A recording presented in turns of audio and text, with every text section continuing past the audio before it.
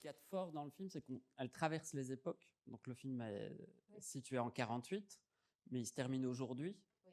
Et donc ça, j'ai trouvé que c'était très fort. Il y a des indices dans le film, mais il y a voilà. Donc ce rapport au temps, parce qu'on termine vraiment aujourd'hui dans la rue de Calcutta. Bien sûr, parce que rien n'a changé. Hein. On a filmé tout l'extérieur de la film en Calcutta d'aujourd'hui et en fait, tout est la même. Et pire, dans notre rapport par rapport à vie.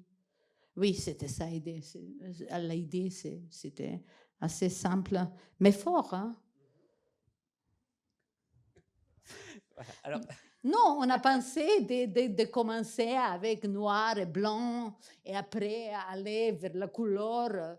Mais après, je disais, c'est un petit peu kitsch. Et je suis très contente que tu as remarqué ça. Ouais, parce que ouais, c'est pas trop évident. Oui? Je ne sais pas, est-ce que vous l'aviez vu ou pas? Voilà. Ah oui, ok. Mais vous savez, c'est étonnant. Chaque fois, je me dis que la spectateur, la public est beaucoup plus intelligente que nous, on pense, les créateurs. Parce que parfois, on pense, et c'est surtout les producteurs qui insistent, qu'on explique. En fait, vous êtes très intelligente. Bon, après, moi, en festival, j'en ai discuté après l'avoir vu, et donc j'étais sûr qu'il y avait une moto, d'autres personnes non. Donc c'est aussi... Oui, voilà. Ouais. C'est un pas jeu évident. d'impression. Est-ce que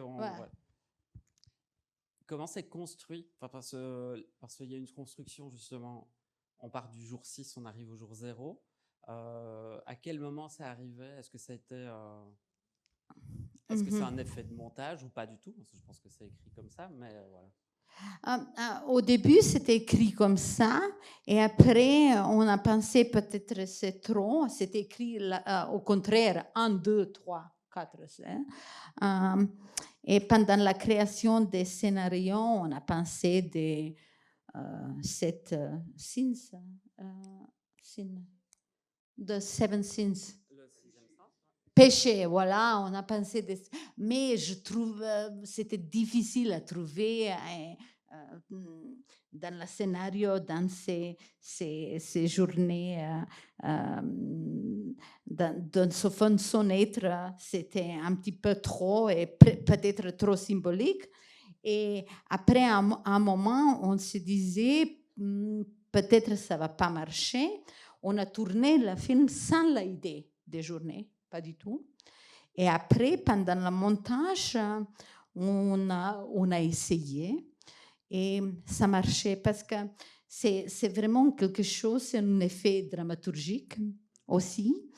Ça nous donne d'envie de savoir qu'est-ce qui se passe le jour après. Et c'était quelque chose qui marchait assez bien pour une histoire pareille.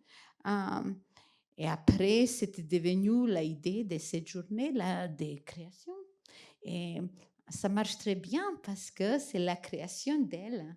C'est comment elle arrive à le moment où elle devient, où elle va devenir qui on connaît aujourd'hui.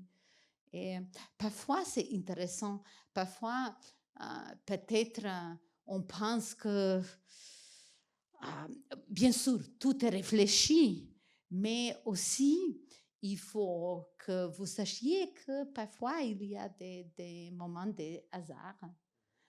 Les décisions qui sont faites totalement instinctivement, par l'instinct, par un instant, et dans l'instant, et oui, ça marche, et c'est presque quelque chose de magique. Et parfois, bien sûr, ça ne marche pas, mais oui, et là, c'était quelque chose comme ça, très instinctuel.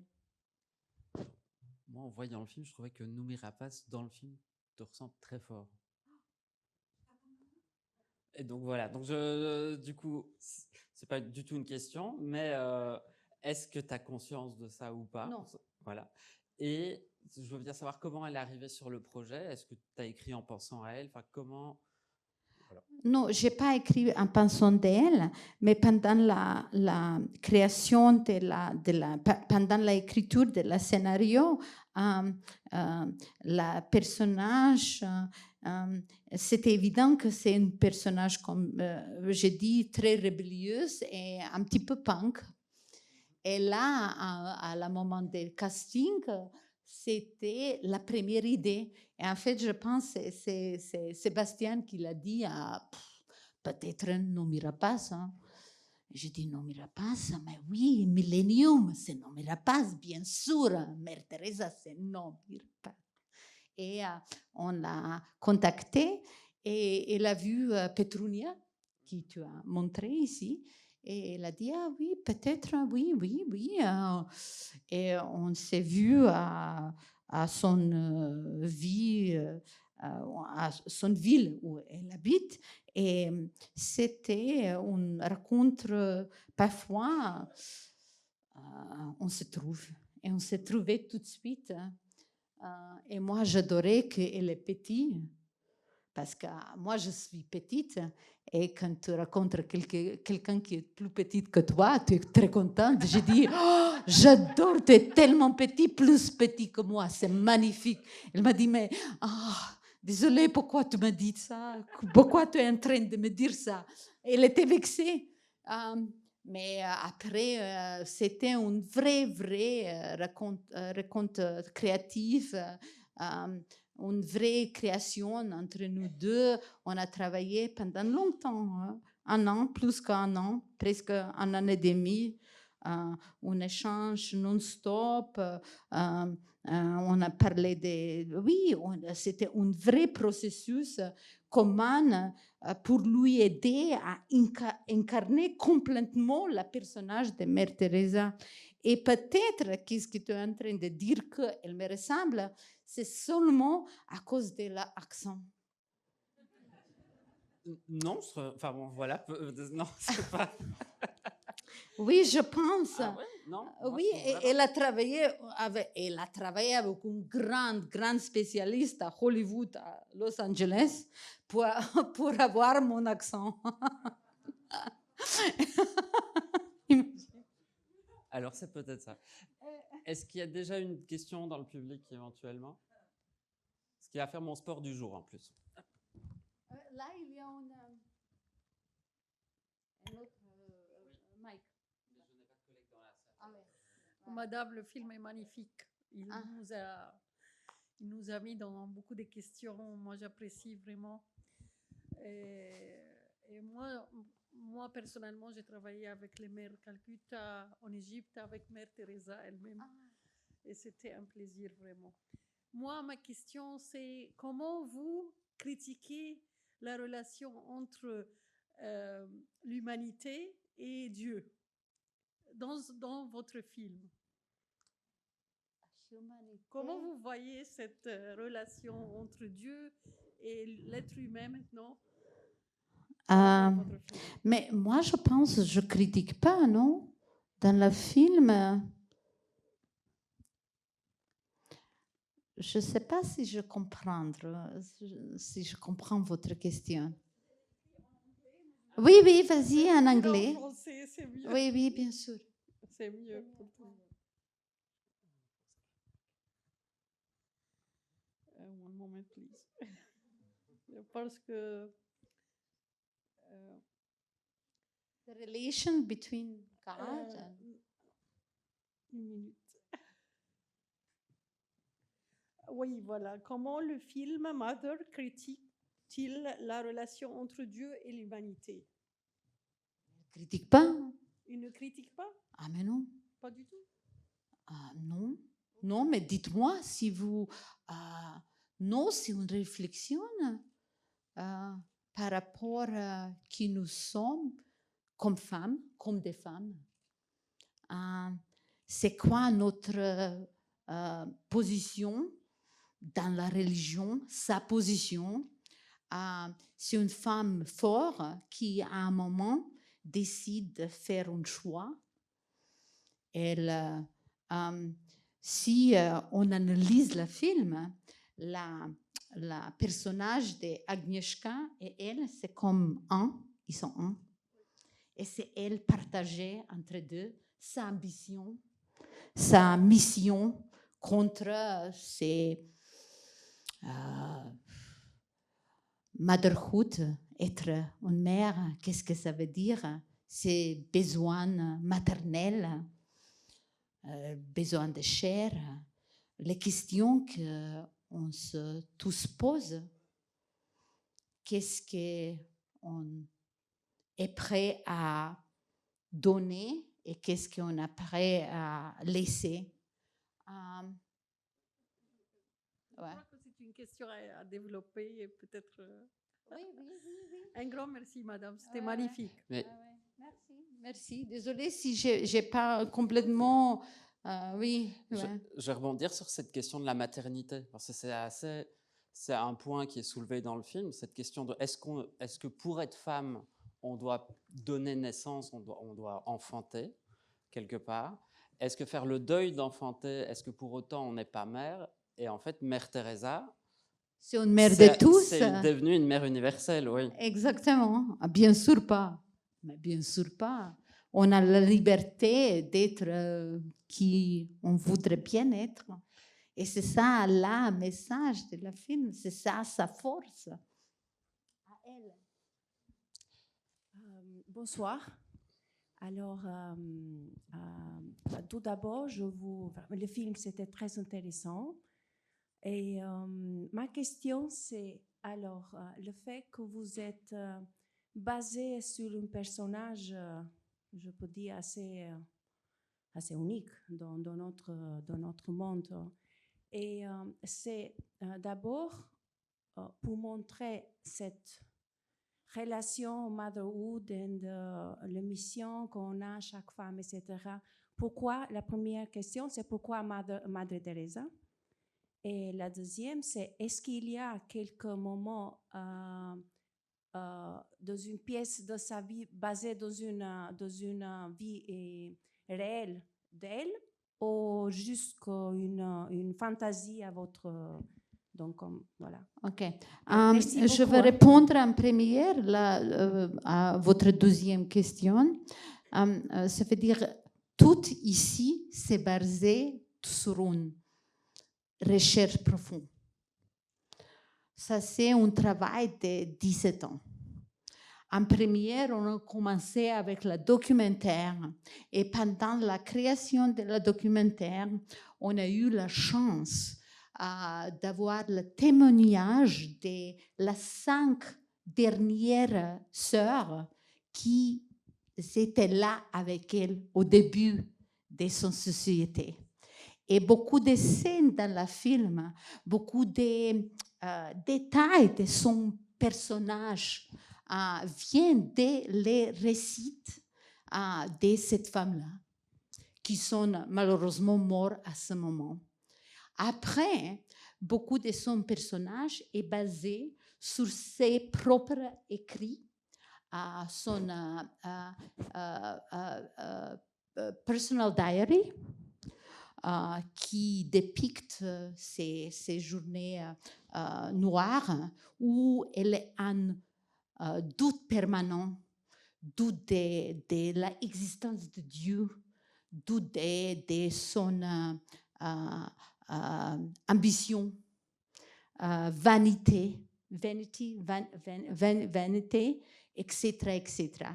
Ça veut dire c'est pas du tout, je me permets pas, et personne ne peut se permettre de parler de quelqu'un dans une manière légère, mais pas du tout. Bien sûr, il y a des moments dans le film qui sont complètement fictionnels, mais pour exemple, le personnage de Madame Kumar, Dr Kumar, le personnage de Father Friedrich, tout ça c'est basé sur des vrais personnages qui ils étaient là dans sa vie. Par exemple, Father Friedrich s'est basé sur un prêtre flamand, jésuite, qui est son confesseur personnel, avec qui Mère Teresa, elle a eu une relation très personnelle, et à cause de ça, elle était envoyée. Ouais. Non, pas à Calcutta, à Darjeeling. Et après, le personnage d'Agnieszka, c'est totalement inventé par nous parce que c'était impossible pour nous, comme des artistes d'aujourd'hui, de ne pas parler de l'éléphant dans la chambre, Elephant in the Room, parce que pendant la création de la personnage et de la scénario de ce film, j'étais tellement dans art d'elle, mais je ne pouvais pas, comme une femme d'aujourd'hui, accepter ou comprendre son rapport avec l'abortion, etc., etc. Avortement. Désolée, avortement. Et c'est pour cette raison qu'on a créé ces personnages, d'être dans le zeitgeist de notre temps, parce que c'est... Oui. Et aussi dans ses propres récits, dans son écriture personnelle, intime, elle parle beaucoup de sa rapport avec exactement ça. Qu'est-ce que ça veut dire donner? Qu'est-ce que ça veut dire être une mère de quelqu'un, ou mère de la monde, etc., etc. Et ça nous semblait une proposition intéressante pour vous, proposition sur laquelle on peut réfléchir. Et c'est ça, c'est pour ça qu'on fait l'art.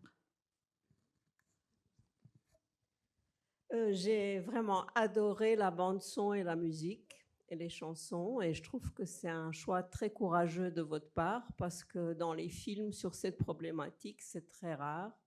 Enfin, il y a évidemment en Angleterre, c'est très à la mode, des séries comme Peaky Blinders et tout ça. Ils utilisent beaucoup. Mais à quel moment vous avez fait ce choix de cette radicalité musicale par rapport aux séquences que moi j'ai préférées dans le film et dont personne ne parle, vous non plus, qui sont les non-réalistes. Donc tout ce qui est onirique, tout ce qui est fantastique, tout ce qui est limite gore avec le mur qui rétrécit. Donc là, je trouve que c'est admirable, et je salue votre courage, parce que les bandes son de ce genre et les musiques sont quand même très fort associées à des films de genre ou à des films comme Sirat où il y a une fête, rave ou quoi. Donc j'étais très agréablement surprise, et je voudrais un peu savoir comment vous avez travaillé la bande son. Il faut dire que je suis quelqu'un de très courageuse. Non, mais merci.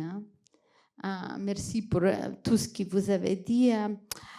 Je ne sais pas. Je suis allée à la Théâtre National et j'ai vu Joël Chamby. Avec Joël, c'était une femme qui était en train d'écrire la musique, Magali Grisel, et j'adorais la musique qu'elle était en train de faire. Et je dis, ça c'est la musique pour mon prochain film. Et c'est une musique très, c'est presque son, c'est quelque chose de très organique que Magali, elle fait naturellement. Et on a parlé de la film, mais le choix des punk rock, de la guitare, ça est devenu très... en fait, c'est un choix qui vient directement de la personnage de Mada qu'on a créé. Parce que rebelle, c'est punk. C'est seulement ça. Et après, bien sûr, on a développé sur ça. Et j'avais la chance d'avoir... quelqu'un qui m'a accompagné comme Magali dans cette poursuite-là. Par rapport à tous les côtés oniriques de la film, ça, j'adore faire. Parce que tous les côtés oniriques, c'est la vie intérieure de Mada. C'est qu'est-ce qu'elle est. c'est la douceur et la rigueur, et c'était un processus intéressant parce que, et je suis certaine, le distributeur, il veut le dire, eux, ils ont lu un scénario de la côté pas du tout onirique, hein. C'était la réalité. Mais dans ma tête, c'était toujours très important d'avoir ce côté-là, parce que pour moi, ce film, c'était presque la structure de la film, c'est stream of consciousness. C'était cette logique-là, c'est elle et comment elle passe par tout, hein, comment elle arrive, comment elle passe cette journée d'arrivée où elle arrive. Et ce moment onirique, des visions, c'était dans ma tête toujours là. Et après, bien sûr, je l'ai créé avec mes collaborateurs et on a trouvé, c'est toujours une question de trouver la façon de rentrer dans le personnage sans être trop intrusif. Pour moi, ce film, c'est comme un crossage, peut-être comme une symphonie où on voit, on sent le personnage de cette femme et on voyage, ou peut-être on nage avec elle. Entre la réelle et la onirique, entre les rêves.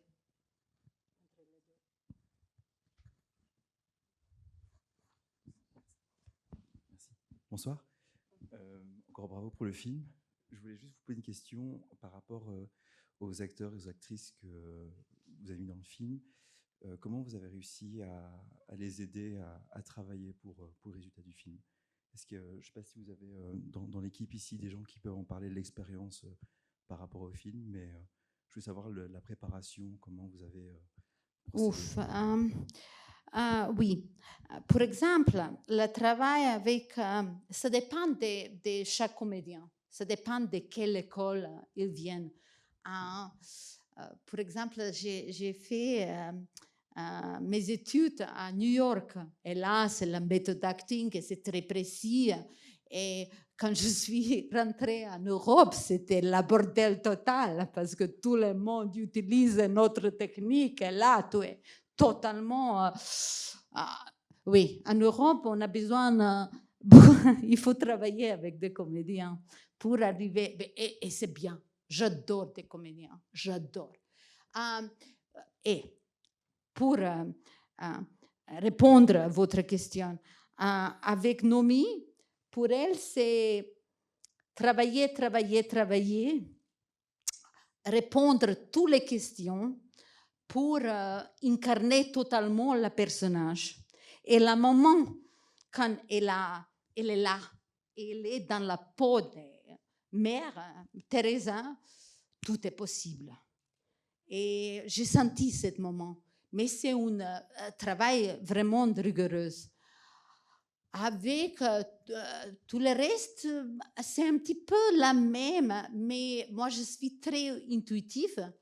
Je sens des gens et j'essaie de le guider à droite, à gauche, où je peux le ramener d'être meilleur d'eux-mêmes et où il peut satisfaire qu'est-ce que j'ai besoin pour le film. Mais c'est vraiment un travail collaboratif où c'est un travail de confiance entre nous. Et c'est un bel travail. Vraiment, je travaille beaucoup avec des comédiens. Je fais beaucoup de répétitions, je travaille. Peut-être quelqu'un d'autre peut ajouter, mais c'est quelque chose qui est nécessaire. Pour arriver à un résultat, il faut travailler. C'est seulement ça. Des choses ne se passent pas comme ça. Il n'y a pas une vraie magie. Il faut créer des conditions pour avoir le moment magique. Et c'est ça le cinéma. En fait, tu prépares. Et quand tu tournes, tout est là. Et peut-être, parfois, la magie arrive. Tu sais, et qu'est-ce que c'est la magie? La vérité de la moment. On comprend tous que et on peut la sentir et c'est tellement beau.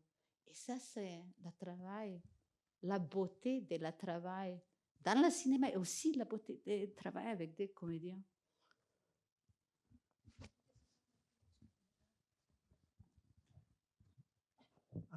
Oui, bonsoir. J'avais juste envie de revenir sur le titre. Mother. Et je me posais la question. Est-ce que vous pouvez parler vraiment dans le micro? Oui, pardon. Je me posais la question sur le titre. Mother. Tu sais sûrement qu'il y a une penseuse féministe, Audre Lorde, qui disait de ce mot I prefer to think of it as a verb rather than a noun. Donc, le penser comme un verbe plutôt qu'un nom. Mothering, le fait de mettre en acte finalement le fait d'être mère. Ouais. Et finalement, dans sa pensée, qu'est-ce qu'elle nous raconte? Que c'est un acte radical de soin, de mise en relation, et que c'est quelque chose que, au-delà de ce que la question que vous posiez tout à l'heure, est-ce que c'est quelque chose de biologique? Est-ce que c'est quelque chose où il faut enfanter pour être mère? Elle semblait dire pas forcément. J'ai l'impression que dans ton film, il y a aussi une mise en question quelque part de ce pouvoir d'action. Donc, maintenant qu'on l'a vu, ce film, Mother, est-ce que tu le penses, comment tu le penses, ce mot? Comme un nom, comme un verbe? Mais je suis d'accord avec tout ce que vous êtes en train de dire. Parce que moi, je suis une mère. Et lui aussi. Ouf. Ah ben oui. Par rapport à ce qu'il est en train de dire. Elle est en train de dire, je pense, qu'est-ce que c'est? On peut poser la même question par rapport à qu'est-ce que c'est une sainte. Une sainte, c'est action. Qu'est-ce que quelqu'un qui fait? Je ne sais pas. C'est abundance of care, peut-être. Un amour qui est partout, je ne sais pas. C'est une grande question philosophique. Je ne suis pas assez intelligente pour répondre proprement parce que j'ai soif.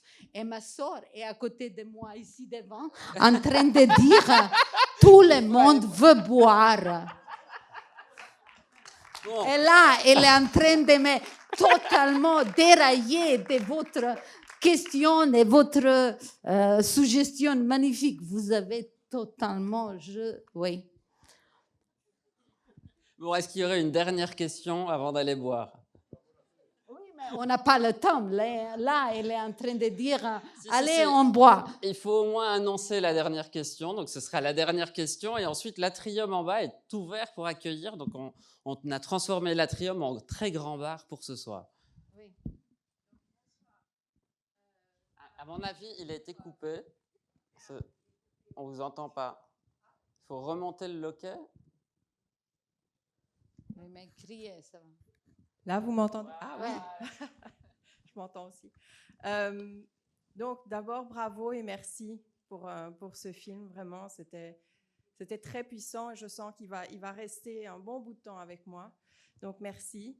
Et ma question, c'est justement par rapport à votre collaboration, donc à vous trois, donc comme tu travailles régulièrement avec... je la tutoie, on s'est déjà rencontrés. Hein, donc, tu travailles régulièrement avec ton frère et ta sœur.